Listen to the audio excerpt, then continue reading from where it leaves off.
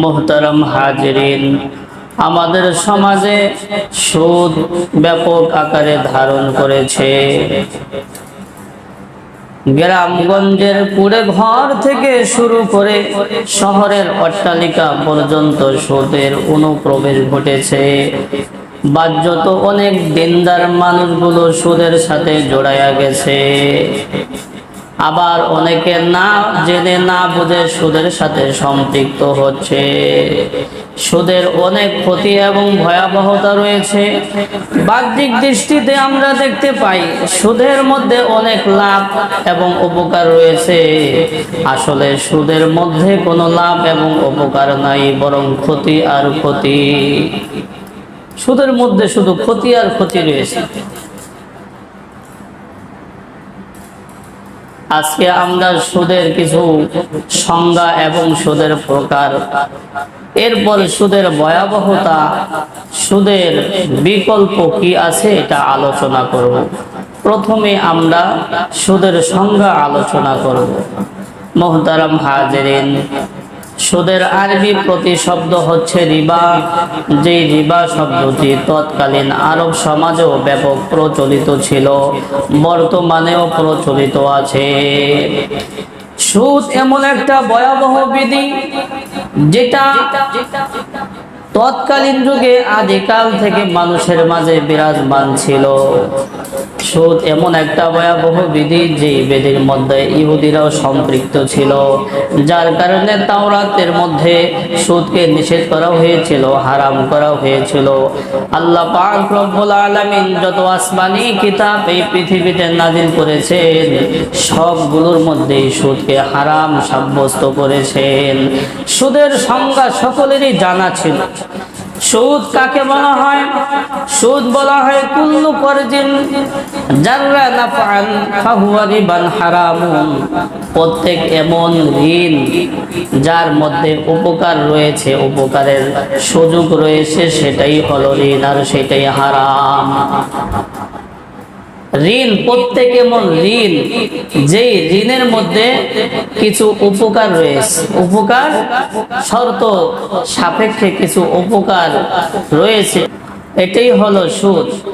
রাসূলুল্লাহ সাল্লাল্লাহু আলাইহি ওয়াসাল্লাম হাদিসের মধ্যে এটাই বলেছেন, নাহা রাসূলুল্লাহ সাল্লাল্লাহু আলাইহি ওয়াসাল্লাম আন করজিন জাররা নাফআন ফাহুয়া হারামুন। রাসূল সাল্লাল্লাহু আলাইহি ওয়াসাল্লাম বলেছেন, নিষেধ করেছেন প্রত্যেক এমন ঋণ গ্রহণ করা থেকে যার মধ্যে কিছু উপকার রয়েছে। ঋণ নিছে যার মধ্যে উপকার রয়েছে, উপকার বুঝছেন নি? ঋণ নিছে সাথে কিছু শর্ত দিয়ে দিছে, এত টাকা ঋণ নিলে এত দিতে হবে। যেই ঋণের মধ্যে কিছু শর্ত উপকার রয়েছে ওটাই হলো সুদ, ওটাই কি সুদ। আবার যেই ঋণের মধ্যে কোনো উপকার নাই, কোনো চুক্তি নাই, এই ঋণের মধ্যে যদি কিছু বেশিও দেওয়া হয় এটা সুদ হবে না। এটা কি হবে না? সুদ হবে না। মুহতারাম হাজিরিন, সুদ হওয়ার জন্য আবশ্যক হইল ওখানে কিছু লাভের জন্য শর্ত সাপেক্ষ থাকতে হবে, শর্ত করতে হবে, চুক্তি থাকতে হবে যে এত টাকা এত বেশি দিতে হবে। সুদ হওয়ার জন্য আবশ্যক হইল প্রত্যেক এমন দিন যার মধ্যে কিছু উপকার, কিছু লাভের ফায়দা, এটা শর্ত করে দিতে হবে। আর যদি যেই দিনের মধ্যে কোনো শর্ত, কোনো উপকার হাসিল না থাকে, এইটা ঋণ হবে না। শর্ত যদি না থাকে, কিছু যদি বেশিও দেওয়া হয়, এটা ঋণ হবে না। ধরেন কেউ 100 টাকার ঋণ নিল, যদি সে চুক্তি করে দেয় আমাকে যখন এই ঋণটা পরিশোধ করবা তখন 102 টাকা দিতে হবে, এটা সুদ হয়ে যাবে। এটা কি হবে? সুদ হবে। আর যদি কেউ ঋণ দেয়, 100 টাকার ঋণ দেয়, ঋণের মধ্যে কোনো চুক্তি নাই, কি নাই? চুক্তি নাই। এরপর ঋণ যে পরিশোধ করলো, পরিশোধ করার পরে সে 1 টাকা খুশি হয়ে দিল, এটা সুদ না। এটা কি না? সুদ না। চুক্তি ছাড়া, বুঝাচ্ছে? চুক্তি ছাড়া যদি কিছু বেশি দেয় এটা সুদ হবে না। এটাকে উত্তম ঋণ পরিশোধ বলা হয়েছে, এটাকে উত্তম ঋণ পরিশোধ বলা হয়েছে। রাসূলুল্লাহ সাল্লাল্লাহু আলাইহি ওয়াসাল্লাম যখনই কোনো মানুষের থেকে ধার নিতেন, ঋণ নিতেন, যখন ঋণ পরিশোধ করতেন, তখন রাসূলুল্লাহ সাল্লাল্লাহু আলাইহি ওয়াসাল্লাম কিছু অতিরিক্ত টাকাও দিয়ে দিতেন, শর্ত ছাড়া। শর্ত ছিল না, কেন? সেজন্য খুশি থাকে, সেজন্য খুশি থাকে। আর এটাকে উত্তম ঋণ পরিশোধ বলা হয়েছে। এটা কি হুসনুল কাজা, হাদিসের মধ্যে আসে হুসনুল কাজা, উত্তম ঋণ পরিশোধ এটাকে বলা হয়েছে। শুধু কি তাই, রাসূলুল্লাহ সাল্লাল্লাহু আলাইহি ওয়াসাল্লাম বলেছেন, ইন্না খিয়ারাকুম আহসানুকুম কাযাআন, যখন তোমাদের মধ্যে যে ব্যক্তির ঋণ পরিশোধ করা যত ভালো হবে সে তত বেশি ভালো মানুষ হবে। অতএব ঋণ যদি আমরা গ্রহণ করি, এর মধ্যে যদি কোনো চুক্তি না থাকে, এই ঋণ পরিশোধ করার সময় যদি আমরা খুশি হয়ে কিছু বাড়তি দেই, যে তোমার দ্বারা আমি অনেক উপকৃত হয়েছি, আমি খুশি হয়ে এটা দিলাম, এটা সুদ হবে না। কি হবে না? সুদ হবে না। আর যদি ঋণ নেওয়ার সময় চুক্তি করে দেয়, এত টাকা নিলে এত টাকা দিতে হবে, তাইলে কি হয়ে যাবে? সুদ হয়ে যাবে। মুহতারাম হাজিরিন, বর্তমান সমাজের সুদের অনেক প্রকার, ধরন, সুরাত, আকৃতি রয়েছে। তবে দুই প্রকার সুদ বেশি প্রচলিত রয়েছে। একটা হইল মহাজনী সুদ, আরেকটা হইল বাণিজ্যিক সুদ। মহাজনী সুদ হলো নির্দিষ্ট কোনো ব্যক্তির থেকে নির্দিষ্ট সুদের ভিত্তিতে ঋণ গ্রহণ করা। যেমন কোনো ব্যক্তি 1 লাখ টাকার ঋণ নিল, সাথে সে চুক্তি করে দিল যে মাসে, প্রতি মাসে 2-3 হাজার টাকা দিতে হবে। কি দিতে হবে? 2-3 হাজার টাকা দিতে হবে। সুদ একসাথে হতে পারে, প্রতি মাসেও হতে পারে। এটাকে বলা হয় মহাজনী সুদ। বলে যেই ব্যক্তি সুদ দেয় তাকে মহাজন বলা হয়। কি বলা হয়? মহাজন বলা হয়। এটাকে বলা হয় মহাজনী সুদ। এর আরেকটা নাম আছে চক্রবৃদ্ধি সুদ। চক্রবৃদ্ধি সুদ, এটাকে আবার চক্রবৃদ্ধি সুদ বলা হয়। আরেক প্রকার সুদ হইল বাণিজ্যিক সুদ। যেমন কোনো উৎপাদনমূলক কাজের জন্য ঋণ গ্রহণ করা হয় শর্ত সাপেক্ষে, এটা সাধারণত ব্যাংক এমন সমিতি থেকে গ্রহণ করা হয়। যদি কেউ কারখানা বানাইবে, কেউ কারখানা দেবে, তখন ব্যাংক থেকে সুদ গ্রহণ, ঋণ গ্রহণ করে সুদের ভিত্তিতে। সুদের ভিত্তিতে কেউ বাড়ি দিবে, গাড়ি কিনবে, ব্যাংক থেকে, সমিতি থেকে টাকা উঠায় শর্ত সাপেক্ষে, যে এত টাকায় এত টাকা দিতে হবে। এটাকে বলা হয় বাণিজ্যিক সুদ। কি বলা হয়? বাণিজ্যিক সুদ। তাইলে বর্তমানে দুই ধরনের সুদ বেশি প্রচলিত। একটা হইল মহাজনী সুদ, সেটা হইল নির্দিষ্ট কোনো ব্যক্তির থেকে নির্দিষ্ট সুদের ভিত্তিতে ঋণ গ্রহণ করা। ঋণ গ্রহণ করা, যেমন কোনো ব্যক্তি 10,000 টাকা নিল কোনো ব্যক্তির কাছ থেকে, এই শর্ত সাপেক্ষে যে এই 10,000 টাকার পরিবর্তে প্রতি মাসে 100 টাকা করে দিতে হবে। এটা যেই ব্যক্তি সুদ দিল তাকে মহাজন বলা হয়, তাই এর নাম হইল মহাজনী সুদ। আরেক প্রকার সুদ হইল বাণিজ্যিক সুদ। সেটা হইল কোনো কারখানা দেওয়ার জন্য বা ব্যবসা বাণিজ্যের জন্য ব্যাংক থেকে কি করা, ঋণ নেওয়া হয় নির্দিষ্ট কিছু শর্ত সাপেক্ষে, যে এত টাকায় এত টাকা মাসে দিতে হবে। এটাকে বলা হয় বাণিজ্যিক সুদ। সব প্রকার সুদ হারাম। সব প্রকার কি? সুদ হারাম। সুদ আরো অনেক প্রকার রয়েছে। আল্লাহ পাক রব্বুল আলামিন সব প্রকার সুদকে কোরআনের মধ্যে হারাম করেছেন। শুধু কি তাই, আল্লাহ পাক রব্বুল আলামিন বলেছেন সুদ নিশ্চিহ্ন করে দেয় আর দান সদকা বৃদ্ধি করে দেয়। আল্লাহ পাক রব্বুল আলামিন বলেন ইয়ামহাকুল্লাহুর রিবা ওয়া ইউরবিস সাদাকাত, ইয়ামহাকুল্লাহুর রিবা ওয়া ইউরবিস সাদাকাত ওয়াল্লাহু লা ইউহিব্বু কুল্লা কাফফারিন আসিম। আল্লাহ পাক রব্বুল আলামিন বলেন ঋণ, সুদ, এটা মানুষকে নিশ্চিহ্ন করে দেয়। সুদ কি করে? সুদ নিশ্চিহ্ন করে দেয়। আর দান সদকা এটা বৃদ্ধি করে। আল্লাহ পাক রব্বুল আলামিন সাথে সাথে বলেছেন, যারা এরকম সুদ গ্রহণ করবে এরা হইল পাপিষ্ঠ বান্দা, আল্লাহ পাক রব্বুল আলামিন তাদেরকে ভালোবাসেন না। সুদ কিভাবে নিশ্চিহ্ন করে? বলে যারা সুদের আদান প্রদান করে, লেনদেন করে, তাদের বাহ্যিকভাবে দেখা যায় অনেক টাকা পয়সা, কিন্তু তাদের জরুরত কোনোদিন মিটে না। বুঝাচ্ছে? টাকার পাহাড়, জরুরত আর মিটে না তাদের।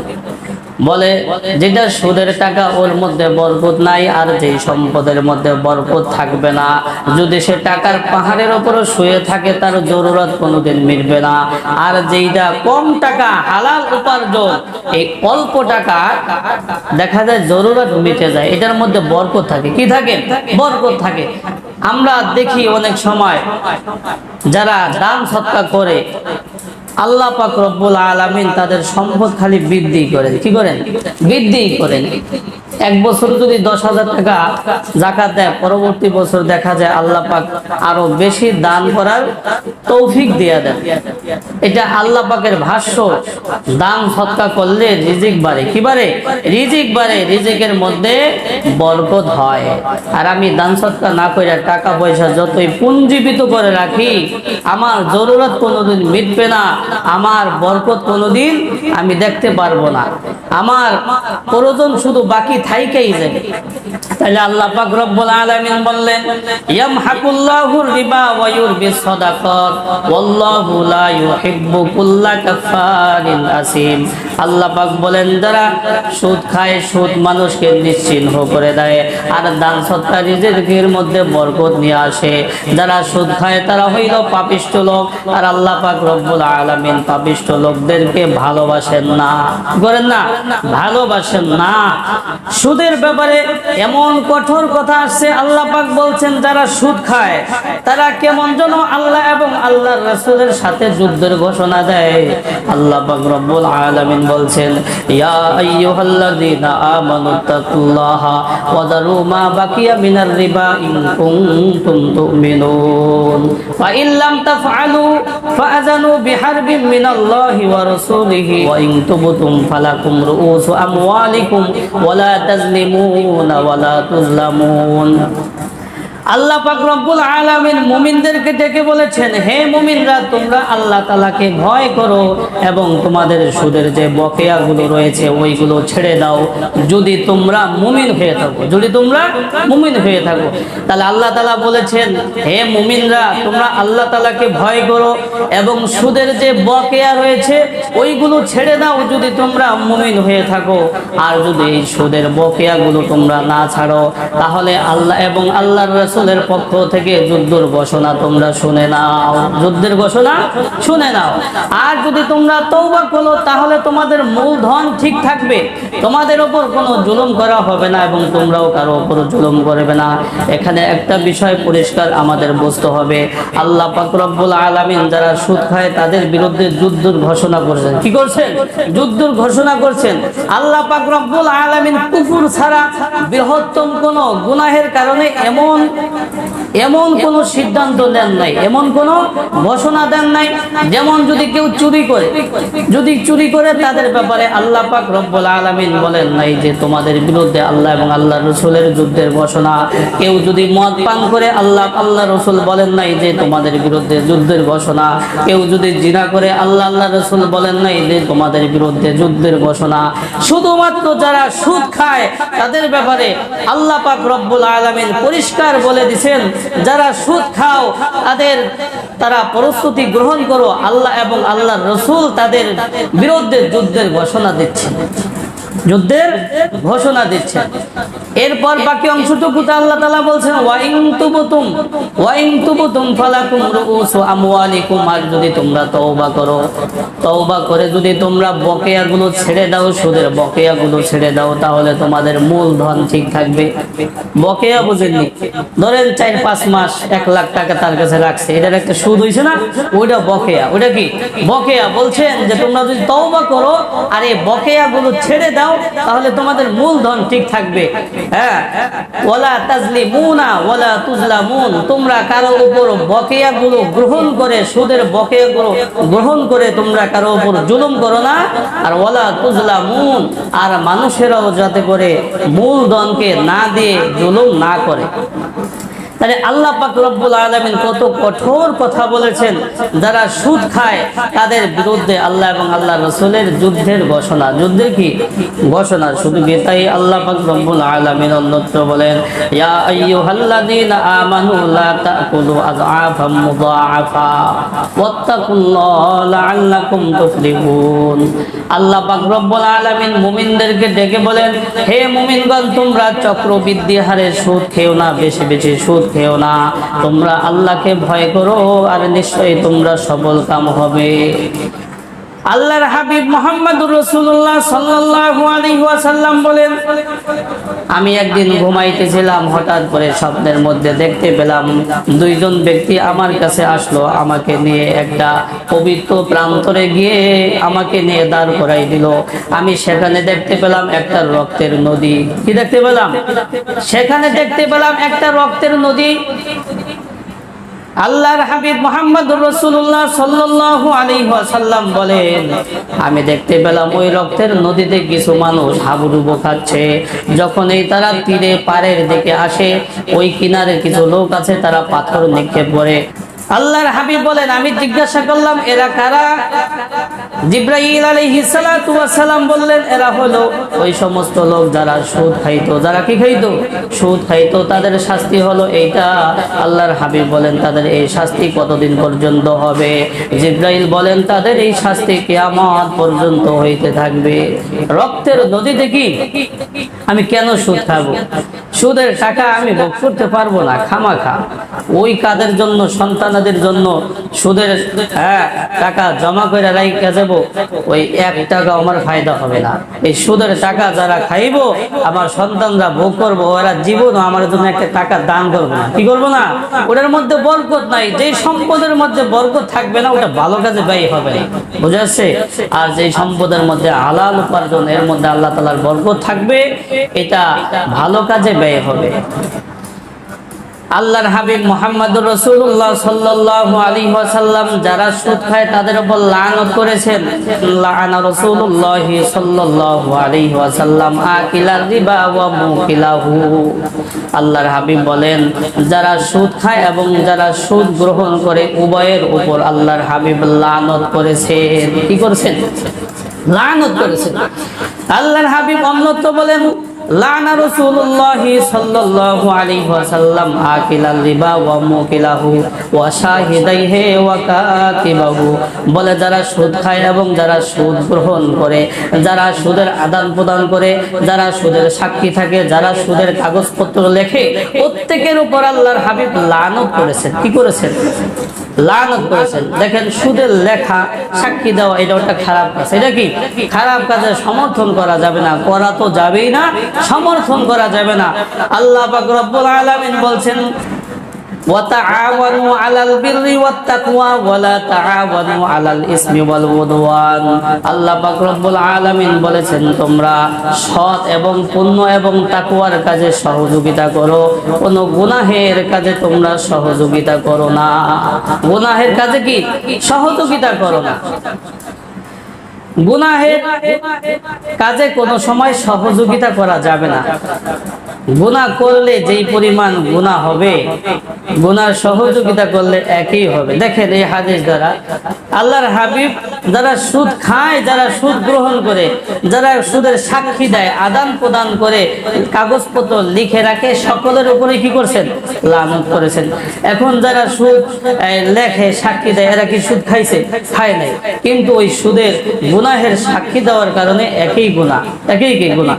যেমন গীবাত, যদি একজনে গীবাত করে, তাহলে এই গীবাত কইরা যতটুকু গুনাহ সে অর্জন করলো, আরেকজন যদি তার এই গীবাতের কথা শুনে, একই গুনাহ।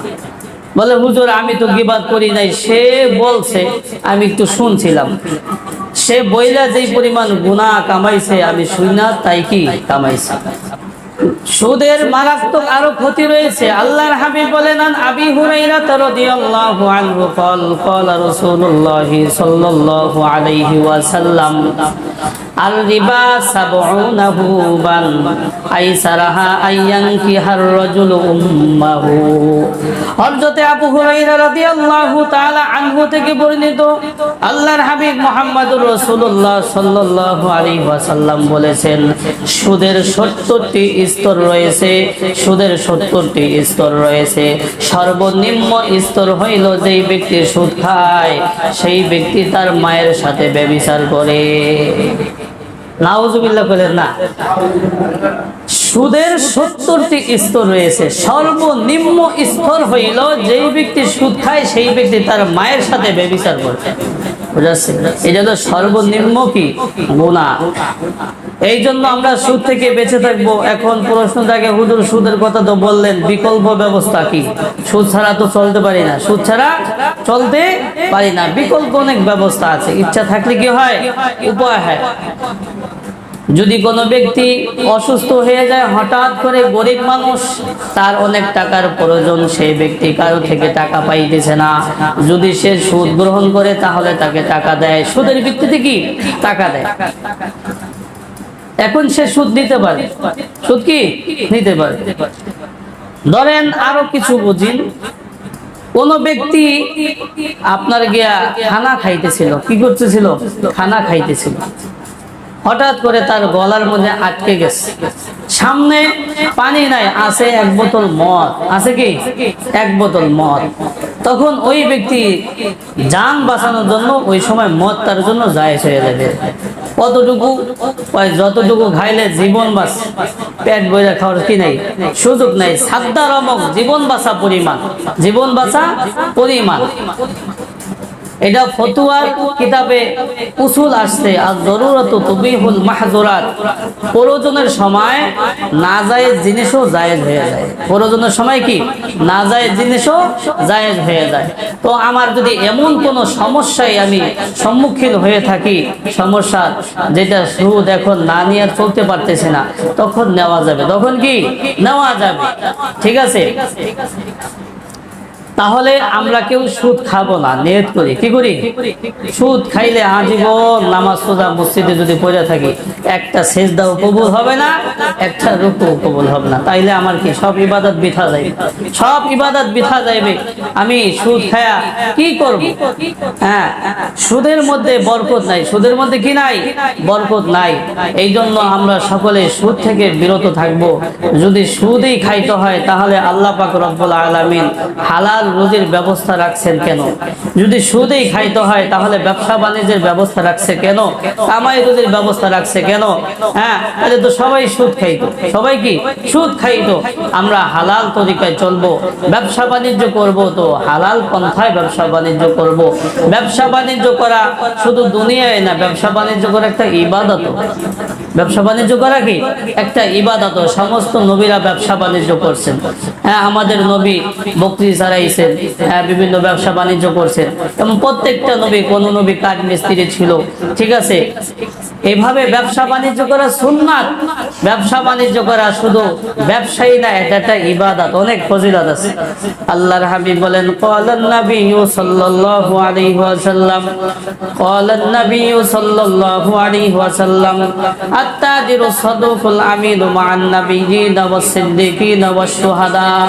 আল্লাহর হাবিব বলেন, যারা সততার সহিত ব্যবসা বাণিজ্য করবে, সততার সহিত ব্যবসা বাণিজ্য করবে, আমানতদারিতার সাথে ব্যবসা বাণিজ্য করবে, এই ব্যক্তির হাসর নাসর হবে নবীদের সাথে, সিদ্দিকদের সাথে, শহীদদের সাথে।